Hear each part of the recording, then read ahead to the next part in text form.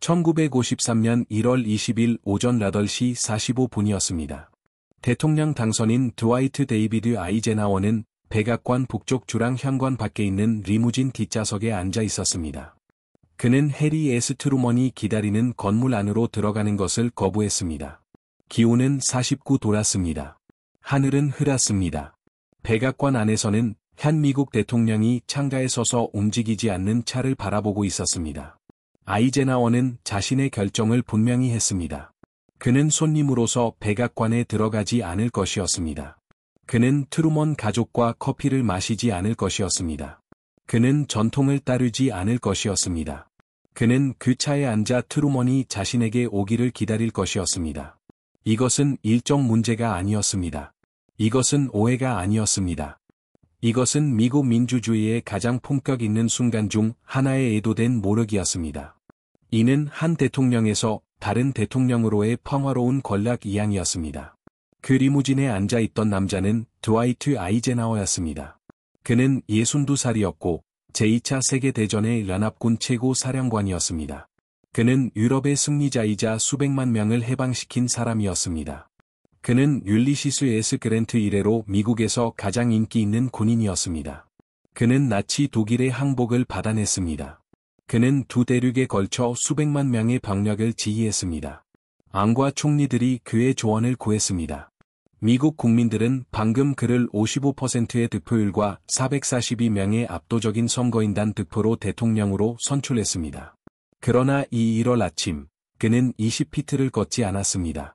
그는 자신에게 거의 모든 것을 준 남자의 손을 잡지 않았습니다. 백악관 안에 있던 남자는 해리 S. 트루먼이었습니다. 그는 68살이었고 농부이자 포목상, 카운티 판사였습니다. 그는 또한 상원의원, 부통령, 대통령을 지냈습니다. 그는 원자 무기를 사용하기로 결정했습니다. 그는 스탈린에 맞섰습니다. 그는 유럽을 재건한 마셜 플랜을 시작했습니다. 그는 군대를 통합했습니다. 그는 더글러스 맥아더를 해임했습니다. 그는 냉전의 첫 번째 절박한 시기 동안 서방 동맹을 유지했습니다. 그리고 그는 불과 7년 전 드와이트 아이젠하워를 민주당 후보로 미국 대통령으로 만들겠다고 제안했습니다. 트루먼 자신은 부통령으로 물러날 의향이 있었습니다. 아이젠하워는 그 제안을 거절했습니다. 그는 정치에 관심이 없었습니다. 그는 자신이 정치인이 아닌 군인이라고 말했습니다. 그는 선출직이 아닌 제복을 입고 조국에 봉사할 것이라고 했습니다. 그리고 1952년에 아이젠하워는 공화당 소속으로 대통령에 출마했습니다. 그는 트루먼의 당과 트루먼의 업적에 맞섰습니다. 그는 트루먼이 쌓아 올린 모든 것에 반대했습니다. 이제 그는 백악관 밖에 있는 차에 앉아 있었습니다. 퇴임하는 대통령을 마치 길가로 소환된 하인처럼 자신에게 오게 했습니다. CBS 통신원 에릭 사버리드는 그 장면이 펼쳐지는 것을 지켜보았습니다. 그는 나중에 그 순간을 포착한 세 단어를 썼습니다. 그는 그것이 충격적인 순간이었다고 표현했습니다. 백악관의 최고 안내인 J.B. 웨스트도 그것을 보았습니다. 그는 자신이 그 차 안에 없어서 다행이었다고 말했습니다. 이 두 사람의 관계는 항상 깨져 있던 것은 아니었습니다. 한때 그들은 동맹 관계였습니다. 한때 트루먼은 아이젠하워를 당대 최고의 군사적 천재라고 불렀습니다. 한때 아이젠하워는 진심 어린 존경과 감사를 담아 트루먼에게 편지를 썼습니다. 그러나 그들 사이에 무언가가 변했습니다. 고칠 수 없는 무언가가 깨져 있었습니다. 그리고 이 추운 1월 아침, 그 균열은 온 나라에 드러났습니다. 그 단절은 하룻밤 사이에 일어난 것이 아니었습니다. 그것은 몇 달, 몇 년에 걸쳐 천천히 발생했습니다. 일련의 선택과 배신, 그리고 정치적 계산을 통해서였습니다. 이는 상호 존중을 증오에 가까운 것으로 변화시켰습니다. 첫 번째 균열은 1945년 7월, 독일 포츠담 애각의 아우토반에서 나타났습니다. 프랭클린 루즈벨트 대통령 서거 후 새로 취임한 트루먼 대통령은 디데이의 영웅 아이젠하워 장군을 만났습니다. 그들은 베를린의 폐허를 함께 차로 달렸습니다. 트루먼은 옆에 있는 젊은 장군을 보고 미국 리더십의 미래를 보았습니다. 그는 아이젠하워에게 몸을 돌려 비범한 말을 했습니다. 그는 장군이 원하는 것이라면 무엇이든 얻을 수 있도록 돕겠다고 말했습니다. 트루먼은 그것에 1948년 대통령직도 포함된다고 덧붙였습니다. 이것은 가벼운 제안이 아니었습니다. 트루먼은 진심이었습니다. 그는 1945년 4월 12일 루즈벨트가 사망했을 때 겨우 82일 동안 부통령으로 재직했습니다. 그는 여전히 두 전선에서 싸우는 전쟁을 물려받았습니다. 그가 존재조차 몰랐던 비밀 핵무기와 랑구도 있었습니다. 그는 한 번도 만나본 적 없는 연합국 지도자들과의 관계도 이어받았습니다. 그는 준비되지 않았다고 느꼈습니다. 그는 군사적 리더십을 존경했고 아이젠하워는 그 순간 미국이 지도자에게 바라는 모든 것을 대표했습니다. 능력, 승리, 실제 업적을 통해 얻은 도덕적 권위였습니다. 아이젠하워는 그에게 감사했지만 거절했습니다. 그는 정치적 야망이 없었습니다. 그는 군인이었습니다. 그는 군인으로 남을 것이었습니다. 그는 성인이 된 평생을 군대에서 보냈습니다. 그는 군사 지휘를 이해했습니다. 정치는 다른 세상 같았습니다. 그곳에서는 규칙이 불분명하고 적을 식별하기가 더 어려웠습니다. 트루먼은 그 답변을 받아들였습니다. 그는 그것을 존중했습니다. 이어진 몇 년 동안 트루먼과 아이젠하워는 자주 함께 일했습니다. 그 관계는 상호 필요에 기반을 두었습니다. 트루먼은 냉전 초기를 헤쳐나갈 유능한 군사적 리더십이 필요했습니다. 아이젠하워는 전시 지휘에서 평시 군정으로 전환하면서 정치적 지원이 필요했습니다. 트루먼은 1945년 11월에 아이젠하워를 육군 참모총장으로 임명했습니다. 이어진 몇 년 동안 그는 아이젠하워에게 3번의 육군 공로 훈장을 수여했습니다. 그 시기는 1945년, 1948년, 그리고 1952년이었습니다. 1949년에 북대서양 조약기구가 창설되었을 때 트루먼은 아이젠하워에게 요청했습니다. 그는 1951년에 그 첫 번째 최고 사령관으로 복무했습니다. 그들은 친근한 편지를 주고받았습니다. 그들은 공식적인 업무와 의식을 위해 만났습니다. 그 관계는 친밀하거나 개인적이지는 않았지만 전문적이고 존중하며 생산적이었습니다. 그러다 1947년에 놀라운 일이 일어났습니다. 트루먼은 아이젠하워에게 다시 제안했습니다. 이번에는 자신의 개인 일기에 글로 남겼습니다. 1947년 7월 25일, 트루먼은 그날 오후 3시 30분에 아이젠하워와 나눈 대화에 대해 썼습니다. 그들은 더글러스 맥아더가 공화당 후보 지명을 얻기 위해 일본에서 돌아올 가능성에 대해 논의했습니다. 맥아더는 또 다른 위대한 군인이었지만 트루먼은 그를 깊이 불신했습니다.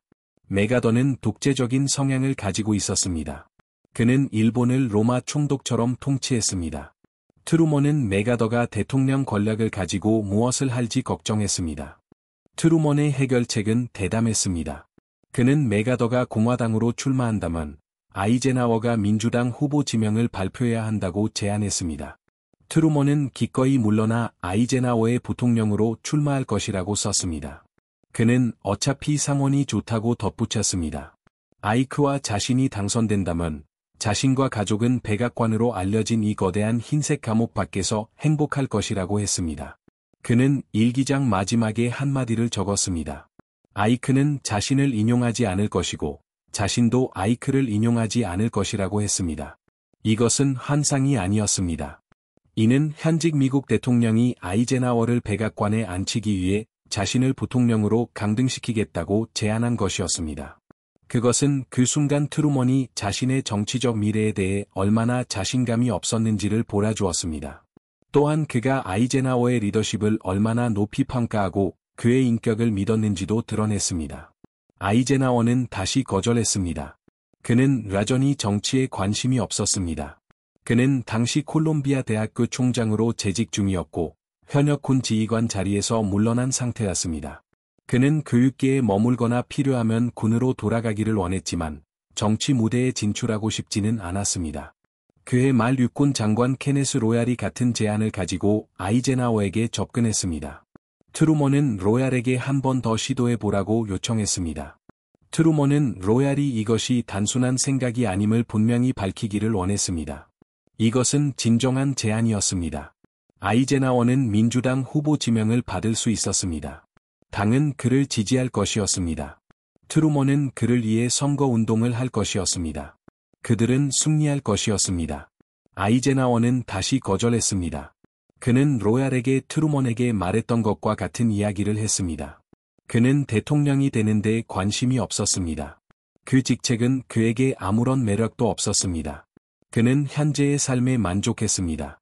1948년 2월, 트루먼은 백악관에서 랄린 행사에서 아이제나워에게 네 번째 육군 공로 훈장을 수여했습니다. 두 남자는 사진을 위해 함께 섰습니다. 그들은 미소 지었습니다.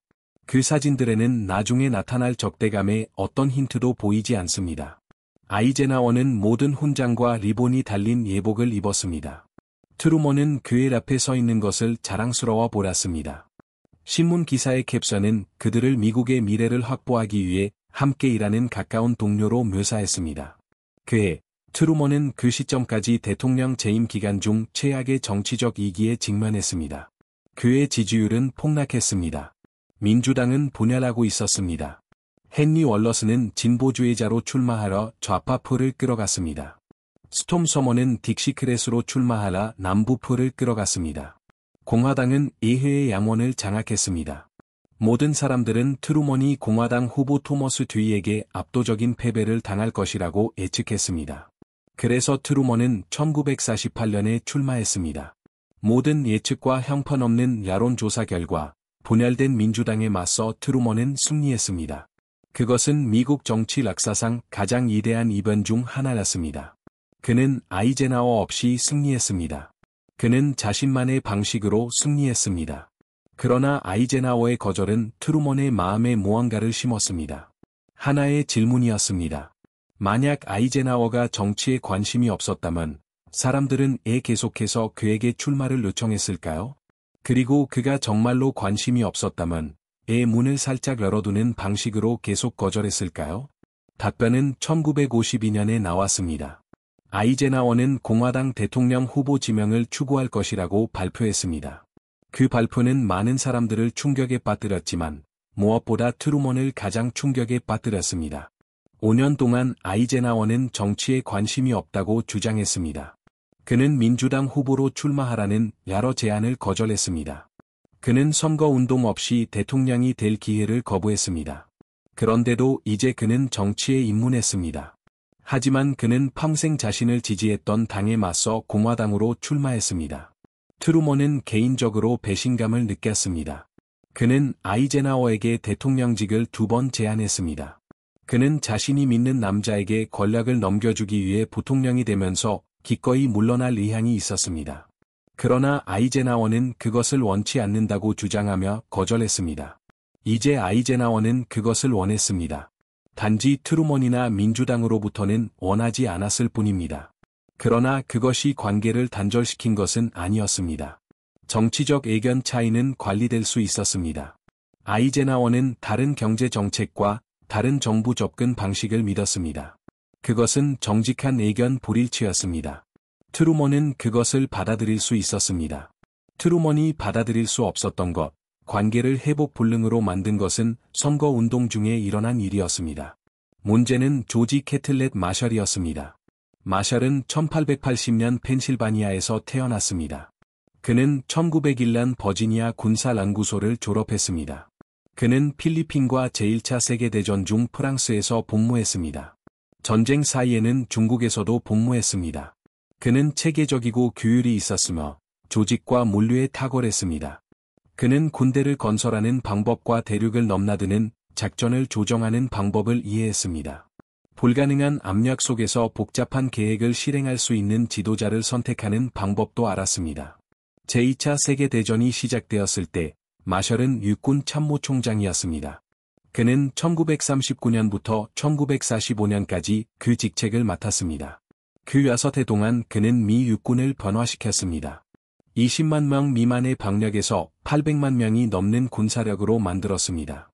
그는 지휘관들을 선택했습니다. 그는 전투 계획을 승인했습니다. 그는 자원을 배분했습니다. 그는 시스템이 작동하도록 만들었습니다. 그리고 그는 드와이트 아이제나워의 경력을 가능하게 했습니다. 1941년, 아이제나워는 군대 내부에서는 알려지지 않은 중령이었습니다. 마셜은 그에게서 무언가를 보았습니다. 그는 아이젠하워를 빠르게 진급시켜 수백 명의 더 고위 장교들을 건너뛰게 했습니다. 1942년에는 아이젠하워가 북아프리카에서 연합군을 지휘했습니다. 1943년에는 마셜이 아이젠하워에게 프랑스 상륙 작전인 오버로드 작전을 이끌도록 추천했습니다. 마셜은 그 지휘권을 스스로 원했습니다. 그것은 전쟁 중 가장 중요한 군사 작전이었고 아마도 세계적으로도 가장 중요했습니다. 그러나 루즈벨트 대통령은 마셜에게 워싱턴에 남아 글로벌 전쟁 노력을 계속 관리하도록 요청했습니다. 마셜은 이에 동의했습니다. 대신 아이젠하워에게 지휘권을 주었습니다. 마셜은 마쿠에서 참모 업무를 수행하는 동안 아이젠하워가 영광을 차지하는 것에 대해 그에게 불만을 품을 수도 있었습니다. 그러나 마셜은 결코 불만을 드러내지 않았습니다. 그는 아이젠하워를 전적으로 지지했습니다. 인스턴 처칠은 마셜을 승리의 조직자라고 불렀습니다. 역사학자들은 제2차 세계대전을 승리로 이끈 군사력을 창설한 공로를 마셜에게 돌립니다. 마셜의 조직적 천재성이 없었다면 전쟁은 매우 다르게 끝났을 것입니다. 그는 전 세계적인 군사 노력을 구축하고 관리하는 능력을 가지고 있었습니다. 전쟁 후 마셜은 은퇴를 시도했습니다. 그는 65세였습니다. 그는 40년 넘게 조국을 위해 봉사했습니다. 그는 쉬고 싶었습니다. 그러나 1947년 트루먼 대통령은 그에게 국무장관직을 요청했습니다. 마셜은 동의했습니다. 1947년부터 1949년까지 마셜은 냉전의 중요한 초기 몇 년 동안 미국의 최고 외교관으로 봉사했습니다. 1947년 6월 5일 하버드 대학교 란설에서 유럽 부흥 계획의 원칙을 명확히 설명한 것은 마셜이었습니다. 이 프로그램은 마셜 플랜으로 알려지게 되었습니다. 1948년부터 1952년 사이에 미국은 서유럽 경제 재건을 돕기 위해 130억 달러 이상의 경제 원조를 제공했습니다. 이 프로그램은 성공했습니다. 그것은 기반 시설을 재건하고 통화를 안정시키며 문학을 회복시켰습니다. 또한 수십 년간의 번영을 위한 경제적 토대를 마련했습니다. 1953년 마셜은 이 공로로 노벨 평화상을 수상했습니다. 그는 이 양해를 받은 유일한 직업 군인이었습니다. 국무장관으로 재직한 후 마셜은 다시 은퇴했습니다. 그러나 1950년 한국 전쟁이 발발하자 트루먼은 그를 다시 한번 불렀습니다. 마셜은 1950년 9월부터 1951년 9월까지 국방장관을 지냈습니다. 그는 전후 동원 해제 이후 약해진 미국의 군사력을 재건하기 위해 노력했습니다. 그는 한국 전쟁에 대한 군사적 대응을 감독했습니다. 그는 북대서양 조약 기구의 지휘 구조를 만드는 데 기여했습니다. 그래서 조지프 메카시 상원의원이 마셜을 공격했을 때 그는 단순히 다른 정부 관료를 공격하는 것이 아니었습니다. 그는 연합군 승리의 설계자 중 한 명을 공격하는 것이었습니다. 그는 또한 전후 질서의 창시자 중 한 명이었습니다. 나아가 그는 미국 공공생활에서 가장 존경받는 인물 중 한 명이었습니다. 그는 드와이트 아이젠하워의 멘토이자 후원자이자 친구를 공격하고 있었습니다. 마셜은 수백 명의 더 고위 장교들보다 아이젠하워를 진급시켰습니다. 마셜은 노르망디 상륙 작전을 이끌도록 아이젠하워를 추천했습니다. 마셜은 아이젠하워의 경력을 가능하게 했습니다. 아이젠하워는 마셜에게 모든 것을 빚지고 있었습니다. 1950년과 1951년에 위스콘신주의 조지프 메카시 상원의원이 마셜을 공격하기 시작했습니다. 메카시는 반공주의 히스테리에 편승하라 큰 인기를 얻고 있었습니다.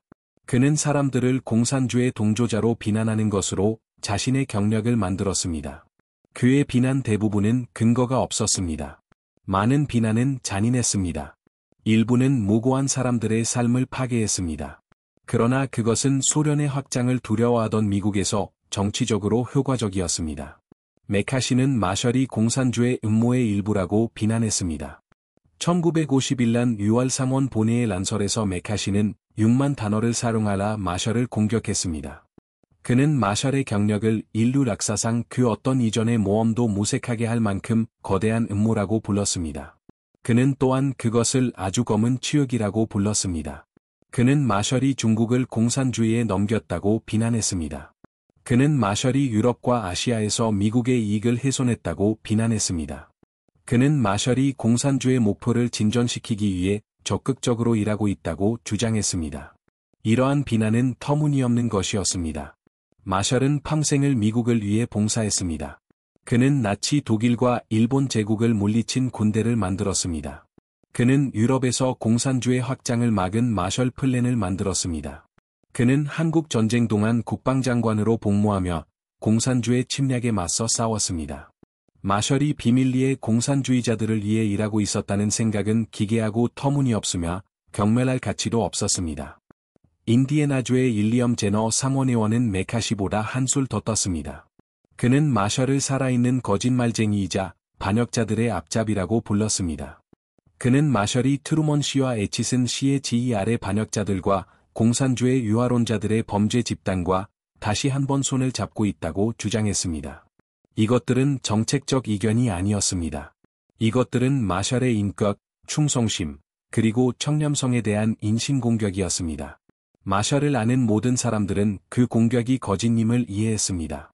하지만 그것들은 트루먼 행정부가 공산주의에 대해 유약하다고 비난하려는 공화당원들에게 정치적으로 유용했습니다. 트루먼은 마셜에 대한 공격에 격분했습니다. 그는 마셜을 현존하는 가장 위대한 미국인이라고 불렀습니다. 마셜에 대한 공격은 트루먼에게 개인적인 것으로 느껴졌습니다. 그 공격들은 그의 판단, 그의 행정부, 그리고 그의 대통령직에 대한 공격이었기 때문입니다. 트루먼은 아이젠하워가 마셜을 옹호할 것이라고 기대했습니다. 아이젠하워는 마셜에게 자신의 경력을 비치고 있었습니다. 메카시의 비방에 맞서 마셜을 옹호해야 한다면 그것은 아이젠하워야 했습니다. 1952년 10월 대통령 선거 운동 기간 동안 아이젠하워는 메카시의 고향인 위스콘신주의 미러키에서 연설할 예정이었습니다. 메카시도 그와 함께 무대에 오를 것이었습니다. 메카시는 이미 아이젠하워를 지지했습니다. 위스콘신 공화당 지도자들은 단합을 몰아주기를 원했습니다. 그들은 아이젠하워와 메카시가 함께 서서 민주당에 맞서는 통일된 전선을 몰아주기를 원했습니다. 아이젠하워의 참모진은 마셜을 옹호하는 단락이 포함된 연설문을 준비했습니다. 그 단락은 짧지만 명확했습니다. 불충에 대한 비난이 마셜 장군에게 제기되었다고 명시했습니다. 아이젠하워는 35년 동안 마셜 장군을 개인적으로 알고 지냈습니다. 그는 마셜을 미국을 위한 봉사에 독특한 이타심과 깊은 애국심을 바치는 인간이자 군인으로 알고 있었습니다. 아이젠하워는 이 사건이 자유가 스스로를 방어해서는 안 되는 방식에 대한 정신이 번쩍 드는 교훈이라고 말했습니다. 그 단락은 준비된 원고에 있었습니다. 그것은 기자들에게 미리 배포되었습니다. 언론은 무엇이 다가오는지 알고 있었습니다.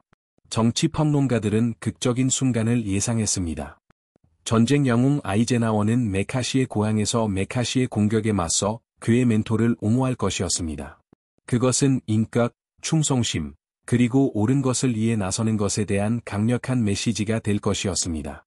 이것은 정치적으로 큰 대가를 치러야 할 때에도 마찬가지였습니다. 그러나 그때 위스콘신 주지사 월터 콜러 주니어와 아이젠하워 선거 캠프 직원들은 그에게 그 단락을 삭제하라고 촉구했습니다. 그들은 그것이 메카시를 불쾌하게 할 것이라고 주장했습니다. 그것은 위스콘신 공화당원들을 불쾌하게 할 것이었습니다. 그것은 불필요한 논란을 일으킬 것이었습니다. 그것은 그날 저녁을 미국의 아이젠하워 비전 대신 마셜과 메카시에 대한 것으로 만들 것이었습니다. 그들은 그것이 정치적 대가를 치를 가치가 없다고 말했습니다. 위스콘신은 중요한 주였습니다. 메카시는 그곳에서 인기가 있었습니다. 아이젠하워는 위스콘신의 선거인단 투표가 필요했습니다. 득표에 아무런 변화도 주지 않을 일로 애싸움을 걸어야 했습니까? 아이젠하워는 그의 고문들의 말을 들었습니다. 그는 그들의 추론을 이해했습니다. 그는 그들이 그가 이기는 것을 돕고 있다는 것을 알았고 그 또한 이기기를 원했습니다. 그는 대통령으로서 위대한 일을 할 수 있다고 믿었습니다. 그는 한국 전쟁을 끝내고 트루먼보다 냉전을 더 잘 관리할 수 있다고 믿었습니다. 그는 부풀려지고 비효율적이라고 본 정부의 유능한 행정을 가져올 수 있다고 믿었습니다. 그러한 일들을 하기 위해 그는 선거에서 이겨야 했습니다. 선거에서 이기기 위해 그는 위스콘신이 필요했습니다. 그래서 아이젠하워는 동의했습니다. 그는 그 단락을 삭제했습니다. 그는 승리가 마셜을 옹호하는 것보다 더 중요하다고 계산했습니다. 그는 정치적 압력이 그렇게 강하지 않을 선거 후에 마셜을 옹호할 수 있다고 스스로에게 말했습니다. 그는 이 한 번의 타협이 장기적으로는 중요하지 않을 것이라고 스스로를 설득했습니다. 1952년 10월 3일, 드와이트 아이젠하워는 미러키 아레나의 무대에 섰습니다. 그는 조지프 메카시 상원의원과 함께 만 명의 사람들 앞에 서 있었습니다.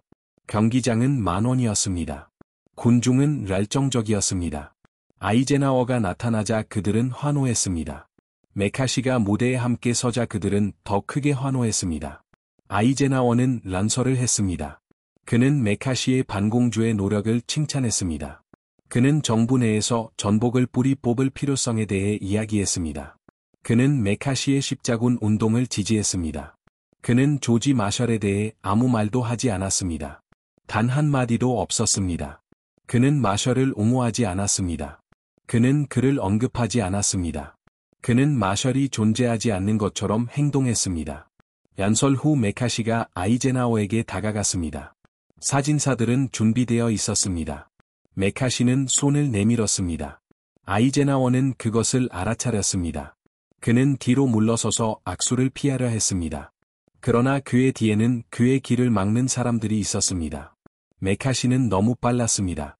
그는 아이젠하워의 손을 잡고 승리한 권투 선수의 손을 들어 올리는 심판처럼 높이 들어 올렸습니다. 카메라 플래시가 터졌습니다. 그 사진은 전국으로 퍼져나갔습니다. 노르망디 상륙 작전의 영웅 드와이트 아이젠하워가 자신의 멘토를 반역자라고 불렀던 남자와 악수하고 있었습니다. 언론 보도는 잔혹했습니다. 마셜을 옹호하는 단락은 사전에 배포된 원고에 있었습니다. 그래서 기자들은 아이젠하워가 마셜을 옹호할 계획이었지만 그러지 않기로 선택했다는 것을 알았습니다. 이것은 실수가 아니었습니다. 이것은 일정상의 충돌이 아니었습니다.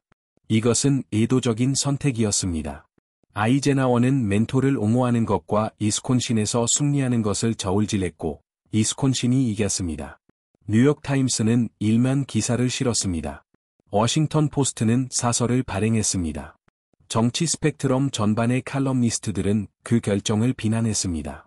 일부 공화당원들조차 럭겨워했습니다. 한 공화당 신문 편집자는 아이젠하워가 얼마 안 되는 것을 위해 영혼을 팔았다고 썼습니다. 트루먼의 반응은 즉각적이고 직설적이었습니다. 그는 기자들에게 당시 공화당 후보였던 사람이 그렇게 비열하게 행동할 것이라고는 결코 생각하지 못했다고 말했습니다. 그는 이후 연설에서 자세히 설명했습니다. 그는 그것을 이 나라 역사상 가장 충격적인 일 중 하나라고 불렀습니다. 그는 아이젠하워의 문제는 그가 단지 겁쟁이였고 그가 한 일에 대해 부끄러워야 한다고 말했습니다. 트루먼은 거기서 멈추지 않았습니다. 그는 마셜을 옹호하는 것을 선거 유세의 주요 주제로 삼았습니다. 그는 청중들에게 마셜이 아이젠하워의 상사이자 멘토였다는 것을 상기시켰습니다.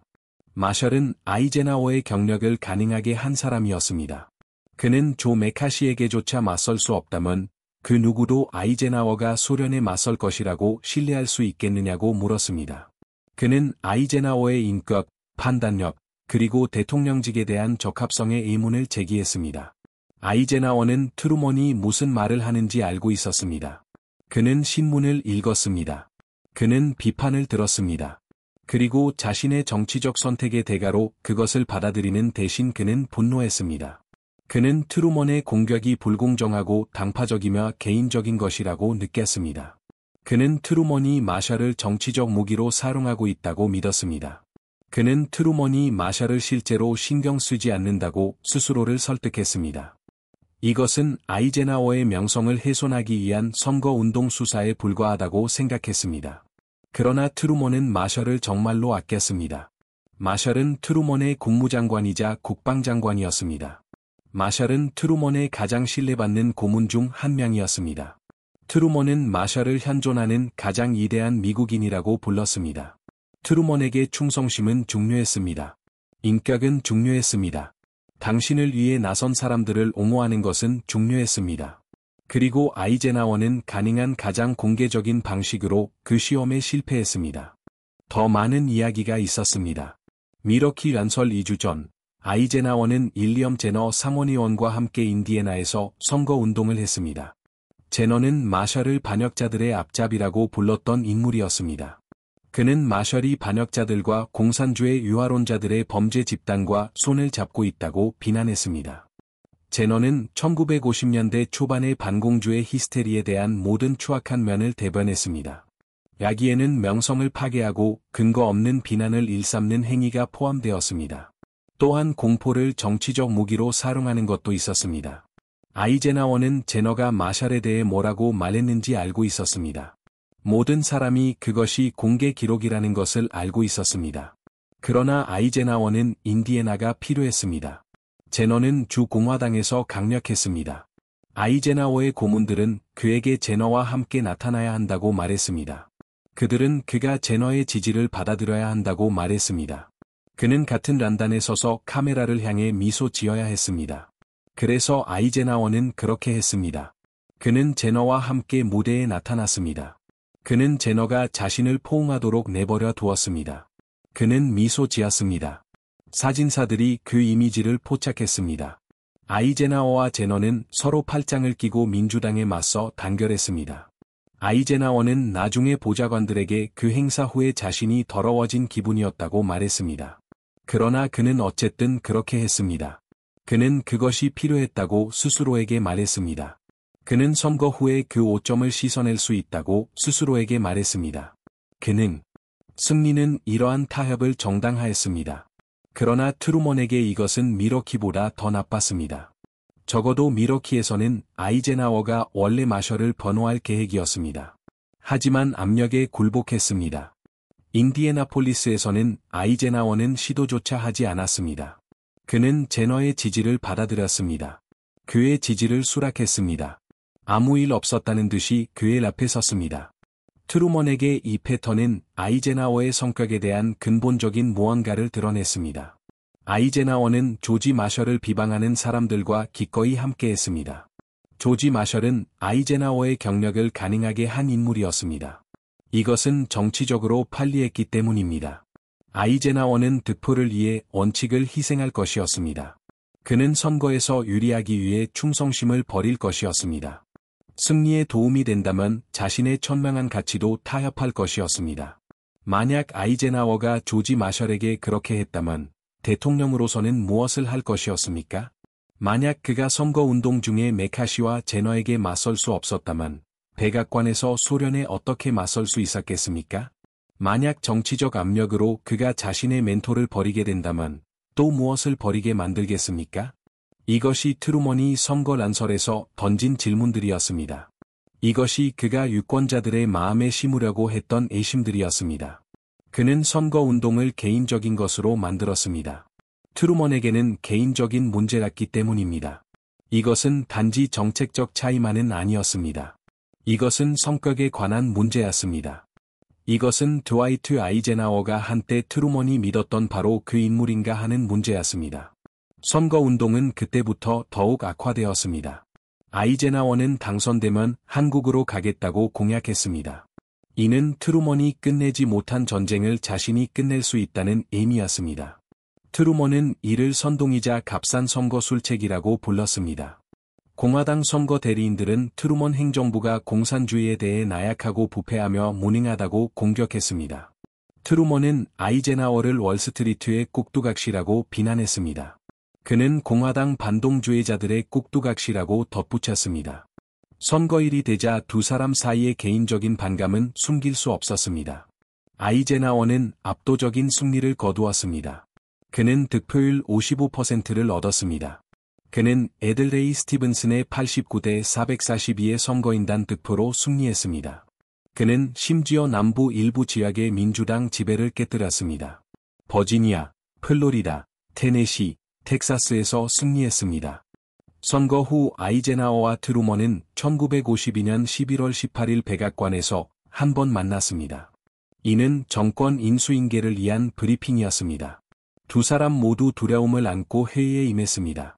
그들은 지난 3달 동안 서로를 공격하며 시간을 보냈습니다. 그들은 되돌릴 수 없는 말들을 했습니다. 그들은 평범한 대화조차 어렵게 만드는 상호 경멸감을 키웠습니다. 회의는 오벌 오피스에서 열렸습니다. 트루먼은 레졸루트 책상 뒤에 앉았습니다. 아이제나워는 그의 맞은편에 앉았습니다.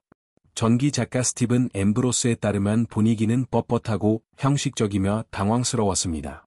또한 보람 없는 자리였습니다. 두 사람 모두 그곳에 있고 싶어 하지 않았습니다. 둘 다 의무와 전통에 의해 강요받고 있다고 느꼈습니다. 트루먼은 아이제나워에게 백악관이 실제로 어떻게 작동하는지 설명하려 했습니다. 그는 직원 조직을 설명했습니다. 그는 정보가 대통령에게 어떻게 전달되는지 설명했습니다. 그는 일일 일정과 의사 결정 과정을 간략히 설명했습니다. 또한 내각회의가 어떻게 진행되는지도 말했습니다. 그는 8년 가까이 힘들고 중요한 직책에서 얻은 실용적인 지혜를 공유하려 했습니다. 아이제나워는 눈에 띄는 초조함으로 들었습니다. 그는 5성 장군이었습니다. 그는 수백만 명의 병력을 지휘했습니다. 그는 라러 대륙에 걸쳐 작전을 조율했습니다. 그는 미주리 출신의 전직 양복점 주인 해리 트루먼이 조직을 운영하는 방법을 알려줄 필요가 없었습니다. 트루먼은 애교 정책으로 넘어갔습니다. 그는 소련의 의도에 대해 이야기했습니다. 한국의 상황에 대해서도 말했습니다. 유럽 동맹국들과의 관계에 대해서도 설명했습니다. 그는 봉쇄 전략의 섬세한 균형을 설명하려 했습니다. 동맹국을 강화하기 위한 경제 원조의 중요성을 강조했습니다. 애교적 유연성과 결합된 군사력의 필요성도 설명했습니다. 다시 아이제나워는 무관심해 보았습니다. 그는 북대서양 조약기구의 최고 사령관이었습니다. 그는 유럽 지도자들을 개인적으로 알고 있었습니다. 그는 트루먼보다 군사 전략을 훨씬 더 잘 이해했습니다. 그는 한국 전쟁에서 승리하지 못한 행정부의 수장으로부터 애교 정책에 대한 강의를 들을 필요가 없었습니다. 마침내 트루먼은 예산 과정에 대해 논의했습니다. 그는 행정부 예산이 어떻게 준비되는지 설명했습니다. 그것이 의회에 어떻게 제출되어야 하는지 말했습니다. 또한 예산 집행 과정이 어떻게 작동하는지도 설명했습니다. 이것은 정부 운영의 필수적인 기술적 절차 정보였습니다. 아이제나워는 훗날 이 회의가 자신의 지식에 거의 보탬이 되지 않았다고 썼습니다. 새로운 행정부를 위한 자신의 계획에도 영향을 미치지 않았다고 덧붙였습니다. 그는 트루먼이 뻔한 정보와 당파적인 견해로 자신의 시간을 낭비했다고 느꼈습니다. 그는 트루먼이 실제로 정권 인수인계를 돕기보다는 자신의 업적을 방어하려 한다고 생각했습니다. 트루먼은 다른 이유로 회의가 시간 낭비라고 느꼈습니다. 아이제나워는 듣고 있지 않다고 생각했습니다. 트루먼이 말한 모든 것이 한 귀로 듣고 다른 귀로 흘러갔습니다. 아이제나워는 이미 모든 중요한 것을 알고 있다고 믿는 사람의 자신감으로 앉아 있었습니다. 그는 실질적인 질문을 하지 않았습니다. 그는 메모도 하지 않았습니다. 그는 그저 회의가 끝나서 자리를 떠나고 자기 방식대로 일을 할 수 있기를 기다렸습니다. 아이제나워가 떠난 후 트루먼은 직원들에게 아이제나워가 대통령직을 제대로 수행하는 데 어려움을 겪을 것이라고 말했습니다. 그는 바로 여기에 앉아 있을 것입니다. 트루먼은 책상을 가리키며 말했습니다. 그는 이것을 하라, 저것을 하라고 말할 것이지만 아무것도 일어나지 않을 것입니다. 불쌍한 아이크. 그것은 군대와는 전혀 다를 것입니다. 그는 매우 좌절감을 느낄 것입니다. 트루먼은 아이제나워가 군사 명령과 대통령 리더십의 차이를 이해하지 못할 것이라고 예측했습니다. 군대에서는 명령은 명령이었습니다. 명령을 내리면 실행되었습니다. 정부에서는 모든 것이 협상이었습니다. 의회를 설득해야 했습니다. 대중을 납득시켜야 했습니다. 연합을 구축하고 경쟁자들과 타협해야 했습니다. 트루먼은 아이제나워가 성공하기 위한 정치적 기술이 부족하다고 생각했습니다. 선거와 취임식 사이에 아이제나워는 트루먼을 짜증나게 하려는 듯한 결정들을 내렸습니다. 그는 전통적인 실크 타펫 대신 함부르크 모자를 쓰고 취임식에 가기로 결정했습니다. 그는 이것에 대해 트루먼과 상의하지 않았습니다. 그는 그냥 그렇게 했습니다. 그것은 사소한 일이었지만 전통을 의도적으로 깨는 것처럼 느껴졌습니다. 자신의 방식대로 일을 할 것이라는 표현이었습니다. 취임식 날이 되자 두 사람 사이의 긴장감은 그들을 본 모든 사람에게 분명히 드러났습니다. 백악관 고문인 클라크 클리퍼드는 그날 두 사람 사이의 증오가 몬순 같았다고 말했습니다. 아이제나워는 수도로 가는 차 안에서 그 사람 옆에 앉아 있는 것을 견딜 수 있을지 모르겠다고 측근들에게 말했습니다. 그는 트루먼과 차를 함께 타야 하는 것을 불쾌하게 여겼습니다. 친한 척해야 하는 것도 싫어했습니다. 정권 인수인계의 모든 의식을 불쾌하게 생각했습니다. 그리하여 아이젠하워는 자신의 결정을 내렸습니다. 그는 백악관에 들어가지 않을 것이었습니다. 그는 해리와 베스 트루먼과 커피를 마시지 않을 것이었습니다. 그는 당선인이 직접 들어와 퇴임하는 대통령을 차까지 에스코트하는 전통을 따르지 않을 것이었습니다. 그는 리무진에 머물며 트루먼이 자신에게 오게 할 것이었습니다. 마미 아이젠하워는 차 안에서 남편 옆에 앉았습니다. 그녀는 남편이 무엇을 하고 있는지 알았습니다. 그녀는 아무 말도 하지 않았습니다. 그녀는 기다렸습니다. 백악관 안에서 트루먼은 무슨 일이 벌어지고 있는지 알았습니다. 그는 차가 밖에 서 있는 것을 보았습니다. 그는 아이젠하워가 오지 않을 것이라는 것을 알았습니다. 잠시 동안 트루먼이 밖으로 나가는 것을 거부할 것 같았습니다. 두 고집센 남자가 누가 먼저 문을 통과할지에 대해 동의할 수 없어서 취임식이 열리지 않을 수도 있는 듯했습니다. 그러나 트루먼은 여전히 대통령이었습니다. 그는 국가와 직책에 대한 책임이 있었습니다. 그는 분노를 사기고 밖으로 나갔습니다. 사진사들은 그 순간을 포착했습니다. 트루먼은 북쪽 현관에서 나왔습니다. 그는 차로 걸어갔습니다. 아이젠하워는 내리지 않았습니다. 트루먼은 문을 열고 뒷좌석에 올라탔습니다. 두 남자는 서로 앞에 앉았습니다. 그들은 서로를 보지 않았습니다. 그들은 말을 하지 않았습니다. 차는 수도로 출발했습니다. 차 안의 침묵은 무거웠습니다. 두 사람 모두 정면을 응시했습니다. 마미 아이젠하워는 가벼운 대화를 시도했습니다. 그녀는 날씨에 대해 언급했습니다. 길을 따라 늘어선 군중에 대해서도 말했습니다. 베스 트루먼은 일찍 앞서 갔기 때문에 차 안에 없었습니다. 그녀는 이러한 불편함을 겪지 않았습니다. 운전 중 어느 시점에 아이젠하워는 침묵을 깼습니다. 그는 트루먼에게 한 가지 질문을 했습니다. 누가 자신의 아들 존을 한국에서 취임식을 위해 귀국하도록 명령했는지였습니다. 존 아이젠하워는 29살의 미국 육군 소령이었습니다. 그는 한국에서 전투 부대와 함께 복무하고 있었습니다. 전쟁은 여전히 계속되고 있었습니다. 미국 군인들은 죽어가고 있었습니다. 존은 위험한 곳에서 자신의 임무를 다하고 있었습니다. 그는 포화 속에서 병사들을 이끌고 있었습니다. 아이젠하워는 아들의 복무를 자랑스러워했습니다. 그러나 그의 안전에 대해서도 걱정했습니다. 누군가 존을 한국에서 빼내 워싱턴으로 돌려보내 취임식에 참석하도록 명령을 내렸습니다. 아이젠하워는 누가 그 권한을 가지고 있는지 알고 싶었습니다. 누가 자신과 상의 없이 그 결정을 내렸는지 궁금했습니다. 트루먼은 아이젠하워를 바라보며 자신이 그렇게 했다고 말했습니다. 그는 잠시 멈췄다가 설명했습니다. 대통령은 아버지가 대통령으로 취임하는 것을 아들이 지켜보는 것이 옳고 합당하다고 생각했습니다. 그것은 너그러운 제스처였습니다. 트루먼은 그 순간의 의미를 이해했습니다. 아들이 전쟁터에서 복무하는 동안 아버지가 대통령이 되는 것이었습니다. 그는 그 행사의 역사적 중요성을 알았습니다. 가족에게 가지는 의미도 파악했습니다.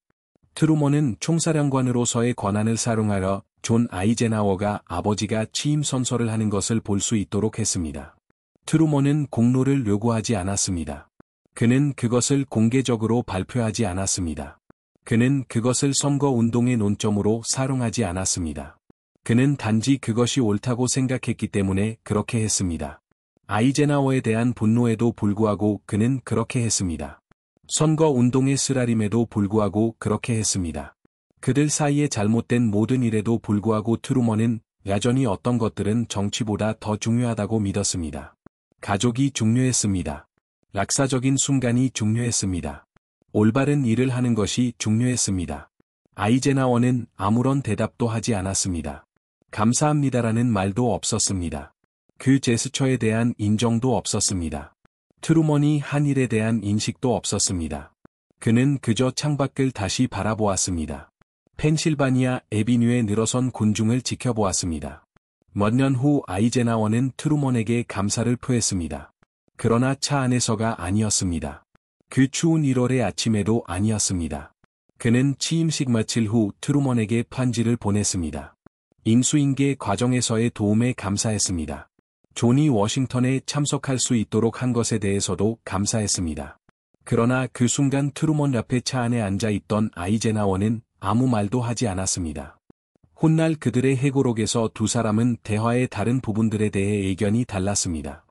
트루먼은 아이젠하워가 1949년 트루먼의 취임식에 참석하지 않았다고 주장했습니다. 아이젠하워의 존재가 대통령에게서 관심을 멀어지게 할까 봐 트루먼을 배려한 것이라고 했습니다. 트루먼은 자신이 오라고 하지 않았다면 당신은 라기에 있었을 것이라고 대답했다고 말했습니다. 아이젠하워는 이 대화가 전혀 일어나지 않았다고 주장했습니다. 두 사람 모두 동의한 것은 차 안에서의 이동이 불편하고 차가웠다는 점입니다. 또한 긴장감으로 가득 차 있었다는 점이었습니다. 그들은 수도에 도착했습니다. 예식이 시작되었습니다. 프레드 빈슨 대법원장이 취임 선서를 주관했습니다. 아이젠하워는 미국 34대 대통령이 되었습니다. 그는 취임 연설을 했습니다. 그는 자유세계를 이끌 미국의 책임에 대해 말했습니다. 그는 힘과 안보에 대해 이야기했습니다. 그는 운명에 대해 언급했습니다. 트루먼은 근처에 서서 들었습니다. 예식이 끝나자 그는 떠났습니다. 그는 취임식 퍼레이드에 참석하지 않았습니다. 그는 아이젠하워가 백악관에 정착하는 것을 보지 않았습니다. 그는 유니언 스테이션으로 갔습니다. 그곳에는 적어도 5,000명이 그를 배웅하기 위해 몰아 있었습니다. 그들은 그를 환호했습니다. 그들은 그의 이름을 외쳤습니다. 마거릿 트루먼은 훗날 그 장면을 1944년과 1948년의 전당대회 같았다고 묘사했습니다. 경찰은 트루먼 부부를 기차로 안내하기 위해 비상대형을 만들어야 했습니다. 해리 트루먼은 미주리주 인디펜던스로 가는 기차에 올랐습니다. 그는 8년 가까이 대통령직을 수행한 후 워싱턴을 떠났습니다. 그는 10년 동안 백악관으로 돌아오지 않을 것이었습니다. 아이젠하워는 백악관으로 들어갔고 대통령직을 시작했습니다. 그는 트루먼을 다시 초대하지 않았습니다. 국빈 만찬에도, 예식에도, 어떤 것에도 초대하지 않았습니다. 8년 동안 즉 1953년부터 1961년까지 트루먼은 백악관에 발을 들여놓지 않았습니다. 아이젠하워는 그 기간 동안 3번의 초대를 보냈습니다. 첫 번째 초대는 1953년 취임 직후의 일상적인 행사를 위한 것이었습니다. 트루먼은 이를 거절했습니다. 두 번째는 1959년 인스턴 처칠을 기리는 만찬의 초청이었습니다. 트루먼은 이번에도 초대가 너무 늦게 왔다는 이유로 거절했습니다. 세 번째 초대 역시 거절당했습니다. 트루먼은 이 초대가 진정성이 없다고 느꼈습니다. 이것은 진정한 화해에도 없이 화해의 레약만 만들려는 형식적인 제스처였습니다. 아이젠하워는 트루먼이 너무 사소하고 비합리적이라고 생각했습니다. 두 사람은 얼어붙은 적대감 속에서 살았습니다. 그들은 서로 말하지 않았습니다.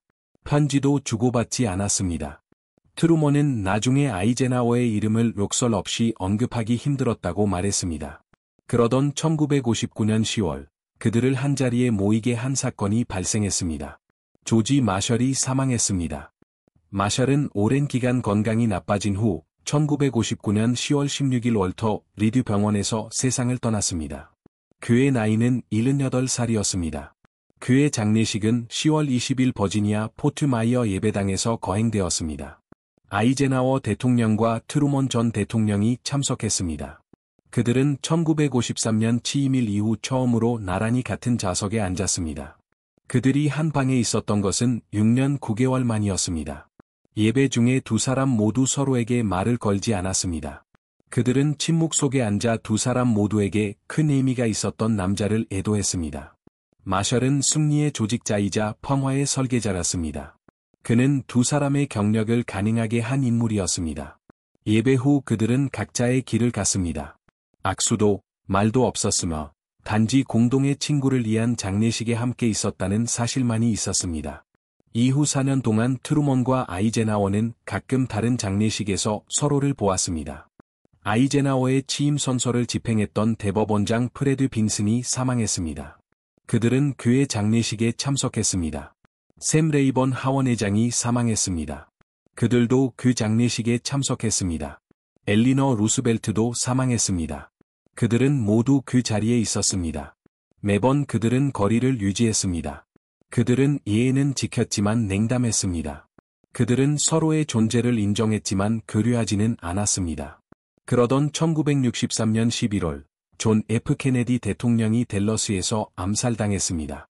온 국민이 애도에 잠겼습니다.